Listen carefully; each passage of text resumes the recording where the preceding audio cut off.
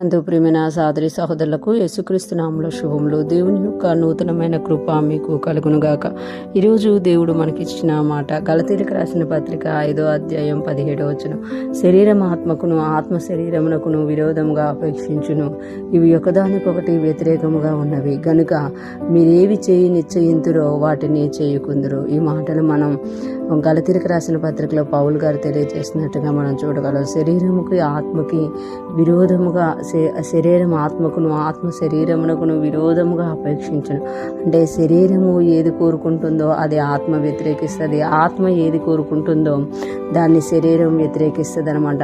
మనం ఈ లోకంలో శరీర సంబంధులుగా ఉన్నప్పుడు ఏవైతే ఆశలు వాంఛలు ఉండేవో, మనం ఎప్పుడైతే దేవుని రక్షణలోనికి వచ్చామో, దేవుడు రక్షించుకున్నారో, అప్పుడు ఆ ఆత్మ చెప్పిన విషయాలు మనం చేయాలనుకున్నప్పుడు ఈ శరీర విషయాలు వాటిని విరోధిస్తాయి అనమాట. మనం వాక్యంలో ఎదుగుదాము అనుకున్నప్పుడు శరీరం కిందకి లాగుతూ ఉంటుంది. అందుకే ఇక్కడ చెప్తున్నారు కదా పౌలు గారు, శరీరం ఆత్మకును ఆత్మ శరీరమునకును విరోధముగా అపేక్షించును అని తెలియజేస్తున్నమాట. అంటే విరోధముగా ఆత్మ చేసే పనులు, ఆత్మ ఎలాగా పరిశుద్ధంగా ఉండాలి, నీతిగా ఉండాలి, యథార్థంగా ఉండాలంటే శరీరం వాటికి వ్యతిరేకంగా బోధిస్తూ ఉంటుందన్నమాట. ఇవి ఒకదానికొకటి వ్యతిరేకంగా ఉన్నవి కనుక, అంటే ఆత్మ శరీరము వ్యతిరేకంగా ఉన్నాయి. ఎప్పుడు వ్యతిరేకంగా ఉంటాయి అంటే మనము శరీరమును దేవుని వాక్యమునికి, దేవుని ఆత్మకు లోపరచనంత వరకు ఇవి ఒకదానికొకటి వ్యతిరేకంగానే ఉంటాయి. మనం ఎప్పుడైతే వాటిని లోపరుస్తామో అప్పుడు మనము ఆ శరీరాన్ని జయించగలుగుతాం. ఒకవేళ శరీరం జయిస్తే ఆత్మ కార్యాలన్నీ ఆగిపోతాయి అనమాట. ఇక్కడ అందుకే చెప్తున్నారు కదా, గనుక మీరు ఏవి నిశ్చయింతురో వాటిని చేయకుందరు.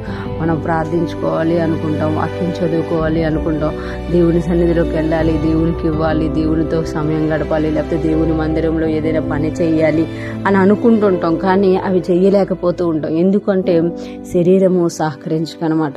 చాలా వరకు శరీరం ఏం చేస్తుందంటే వాటి నుంచి మనల్ని బయటికి తీసుకొస్తూ ఉంటుంది అనమాట.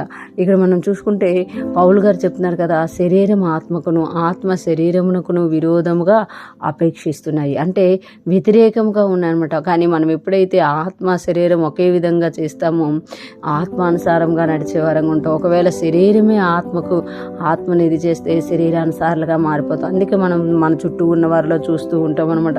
శరీరానుసారంగా ఉన్నవారు శరీర కార్యాలు అందు ఆసక్తి కలిగి వాటి విషయంలోనే మాట్లాడుతూ ఉంటారు. అదే ఆత్మానుసారులైన వాళ్ళు ఆత్మ విషయంలో కార్యాలు కలిగి, ఆత్మ విషయంలో, వాక్యం విషయంలో, దేవుని రాజ్యం విషయంలో మాట్లాడుతూ ఉంటారు. ఈరోజు ఫ్రెష్మన్ వింటున్న ప్రతి ఒక్కరూ జ్ఞాపకం చేసుకోవాలి, శరీరం ఆత్మకును ఆత్మ శరీరమునకును విరోధంగా పోరాడుతున్నాయి కనుక మనము దేని చేత జయింపబడి ఉన్నాము అనేది ఒకసారి మనల్ని మనం పరీక్షించుకొని, ఒకవేళ శరీరానుసారమైన అలవాటులు, శరీరానుసారమైన క్రియలు ఉన్నాయా, వాటిని మనం జయించే వారంగా ఉండి వాక్యానుసారంగా జీవించడానికి, ఆత్మానుసారముగా జీవించడానికి, పరిశుద్ధంగా జీవించడానికి మనము సాధనము చేయాలి, అలవాటు చేసుకోవాలి.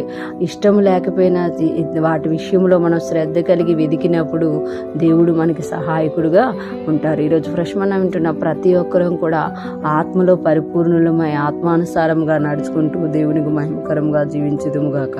ఆమేన్.